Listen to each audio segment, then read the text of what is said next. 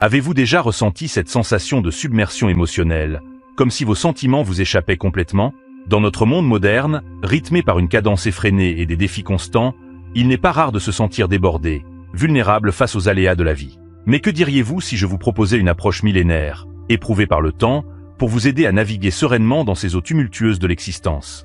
Le stoïcisme, bien plus qu'une simple philosophie antique, offre un véritable bouclier émotionnel adapté à notre époque. Il ne s'agit pas de supprimer nos émotions, mais plutôt d'apprendre à les comprendre, les canaliser et les utiliser à notre avantage. Cette sagesse ancestrale nous enseigne comment cultiver une force intérieure inébranlable, capable de résister aux tempêtes les plus violentes de la vie. Imaginez-vous doté d'une clarté d'esprit à toute épreuve, d'une résilience à faire pâlir les plus grands sages, et d'une sérénité profonde face aux défis quotidiens.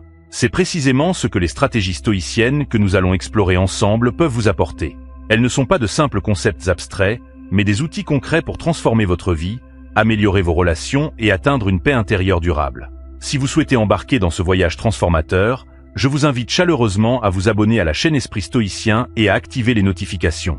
Ainsi, vous ne manquerez aucune de nos futures vidéos inspirantes, conçues pour vous guider pas à pas vers une vie plus épanouie et maîtrisée. Chaque vidéo est une pièce du puzzle de votre développement personnel.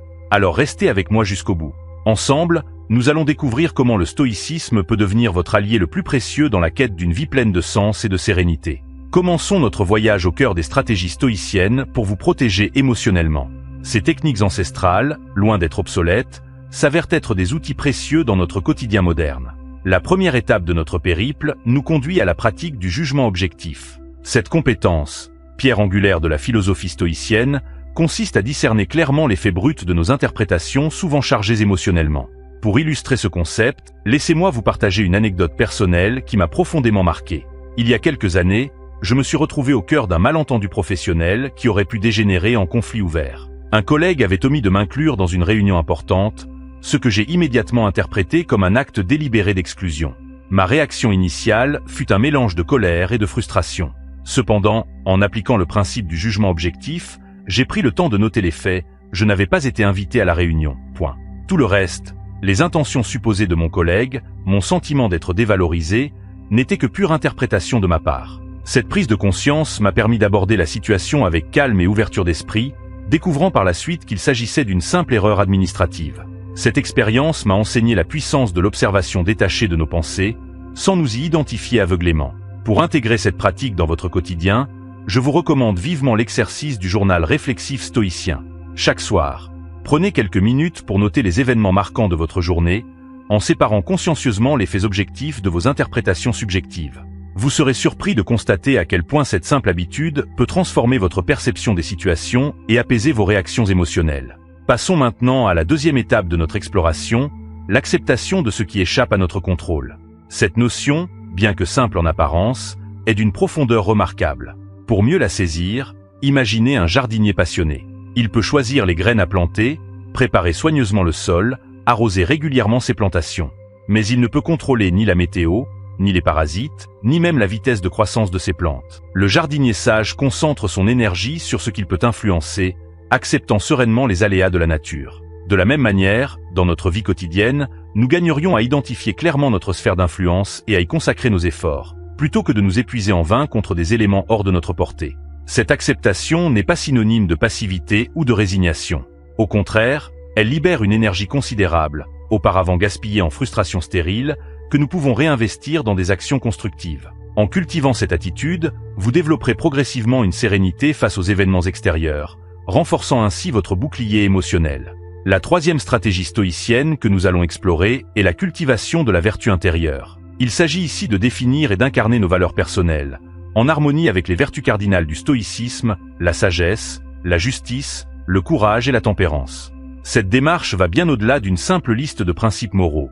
Elle implique de vivre en cohérence avec ses valeurs, quelles que soient les circonstances. L'histoire de Nelson Mandela illustre remarquablement ce concept. Durant ses 27 années d'emprisonnement, Mandela a maintenu une intégrité morale inébranlable, refusant de compromettre ses valeurs malgré les conditions les plus adverses. Cette force intérieure non seulement l'a soutenu pendant sa captivité, mais a également façonné son leadership transformateur une fois libéré.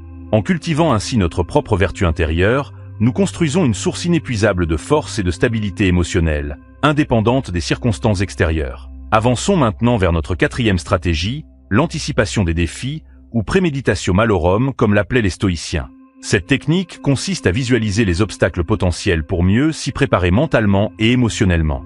Loin d'être un exercice pessimiste, c'est une façon proactive de transformer l'anxiété en plan d'action concret. Sénèque, l'un des grands penseurs stoïciens, résumait admirablement cette idée. Celui qui a tout prévu est prêt pour tout événement. Cette préparation mentale nous permet de développer une résilience émotionnelle face à l'adversité. Plutôt que d'être pris au dépourvu par les difficultés, nous les accueillons comme des défis anticipés, réduisant ainsi leur impact émotionnel. La cinquième stratégie que nous allons aborder est la pratique de la gratitude stoïcienne. Contrairement à une approche superficielle de la gratitude, la méthode stoïcienne nous invite à apprécier profondément ce que nous avons, plutôt que de désirer constamment ce qui nous manque. Un exercice puissant pour cultiver cette gratitude est celui du pire scénario. Il consiste à imaginer perdre ce que nous chérissons le plus, puis à ressentir la joie intense de réaliser que ce n'était qu'une projection mentale. Cette pratique m'évoque le récit d'un ami proche qui a vécu une expérience transformatrice. Après avoir perdu tous ses biens matériels dans un incendie, il a découvert une gratitude profonde pour ce qui lui restait, sa santé, ses relations, ses souvenirs. Cette épreuve, bien que douloureuse, lui a enseigné à apprécier pleinement le présent et à trouver du contentement dans les aspects les plus simples de la vie. En intégrant régulièrement cet exercice de gratitude stoïcienne, nous renforçons notre capacité à trouver satisfaction et contentement dans notre quotidien, solidifiant ainsi notre protection émotionnelle. La sixième stratégie nous amène à explorer le détachement des jugements d'autrui. Dans notre société hyperconnectée, il est facile de se laisser influencer, voire déstabiliser, par les opinions des autres. La philosophie stoïcienne nous enseigne à comprendre la nature subjective de ces jugements externes et à cultiver une estime de soi basée sur nos propres standards. L'empereur romain Marc Aurèle, fervent pratiquant du stoïcisme, offre un exemple inspirant de cette attitude. Malgré sa position exposée aux critiques et aux rumeurs de la cour impériale, il resta centré sur ses propres valeurs et principes. Dans ses pensées pour moi-même, il écrivait « Je ne suis pas affecté par ce que les autres pensent de moi, car cela ne change pas qui je suis ». Cette posture lui permettait de gouverner avec sagesse et équanimité, indépendamment des opinions fluctuantes de son entourage. Pour intégrer cette sagesse dans notre vie moderne, nous pouvons développer des techniques de recentrage lorsque nous nous sentons affectés par les jugements extérieurs. Une pratique efficace consiste à se rappeler régulièrement nos valeurs fondamentales et à évaluer nos actions à l'aune de ces principes plutôt que des opinions d'autrui. Notre septième stratégie se concentre sur l'entraînement à la discipline émotionnelle. Il s'agit ici de reconnaître nos schémas de réaction émotionnelle et de développer la capacité à répondre de manière mesurée aux stimuli émotionnels. Cette pratique peut être comparée à l'entraînement d'un athlète de haut niveau. Tout comme un sportif travaille inlassablement pour affiner ses réflexes et sa technique, nous pouvons entraîner notre esprit à réagir avec plus de maîtrise face aux défis émotionnels. Une technique clé dans cet entraînement est la pratique de la pause réflexive. Lorsqu'une émotion forte surgit, au lieu de réagir immédiatement, prenez un moment pour respirer profondément et observer votre réaction intérieure. Cette pause, même brève, vous permet de choisir consciemment votre réponse plutôt que de réagir impulsivement.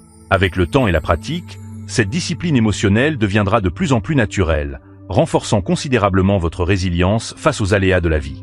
Enfin, notre huitième et dernière stratégie nous invite à adopter une perspective cosmique. Cette approche consiste à cultiver une vision plus large de notre place dans l'univers, nous permettant de relativiser nos problèmes face à l'immensité du cosmos. Marc Aurèle exprimait magnifiquement cette idée. Considère sans cesse la brièveté de la vie et l'immensité du temps avant et après, et la fragilité de toute chose matérielle. Cette perspective cosmique n'est pas une invitation au nihilisme, mais plutôt une source de réconfort et de sérénité. En nous reconnectant à la nature et à l'humanité dans son ensemble, nous trouvons un sens plus profond à notre existence, transcendant nos préoccupations individuelles. Cette vision élargie agit comme un puissant bouclier contre les anxiétés et les stress quotidiens, nous rappelant notre interconnexion avec le monde qui nous entoure. Pour intégrer cette perspective dans votre vie, je vous encourage à prendre régulièrement des moments de contemplation. Observez le ciel étoilé, méditez sur l'immensité de l'univers, ou réfléchissez à la longue histoire de l'humanité. Ces pratiques vous aideront à développer une résilience émotionnelle ancrée dans une compréhension plus profonde de votre place dans le grand ordre des choses. En parcourant ces 8 stratégies stoïciennes, nous avons exploré un chemin vers une protection émotionnelle plus robuste et une vie plus épanouie. Chacune de ces techniques, du jugement objectif à la perspective cosmique, offre un outil précieux pour naviguer dans les défis de notre monde moderne avec plus de sérénité et de sagesse. En conclusion, ces 8 stratégies stoïciennes forment un arsenal puissant pour renforcer notre résilience émotionnelle dans un monde en constante évolution. Leur application peut véritablement transformer notre façon d'interagir avec le monde et avec nous-mêmes, nous offrant une paix intérieure durable. Pour intégrer ces principes dans votre quotidien, Je vous encourage à commencer par de petits pas comme je l'expliquais lorsque nous parlions du jugement objectif. Tenez un journal réflexif chaque soir. Pratiquez la pause consciente avant de réagir à une situation stressante. Prenez l'habitude de vous rappeler régulièrement ce qui est sous votre contrôle et ce qui ne l'est pas. Cultivez la gratitude en appréciant les petites joies de la vie quotidienne. Je vous invite maintenant à réfléchir. Quelle stratégie résonne le plus avec vous? Comment pourriez-vous l'appliquer dès aujourd'hui dans votre vie? Avez-vous déjà expérimenté certaines de ces techniques? Et si oui, quels en ont été les résultats? N'hésitez pas à partager vos réflexions et expériences dans les commentaires. Votre perspective pourrait inspirer d'autres personnes dans leur propre cheminement. Rappelez-vous que le stoïcisme n'est pas une destination, mais un voyage continu vers une meilleure version de soi-même. Chaque petit pas compte. Alors, pourquoi ne pas commencer dès maintenant? Choisissez une stratégie et mettez-la en pratique cette semaine. Vous pourriez être surpris de l'impact positif qu'elle aura sur votre bien-être émotionnel et votre qualité de vie.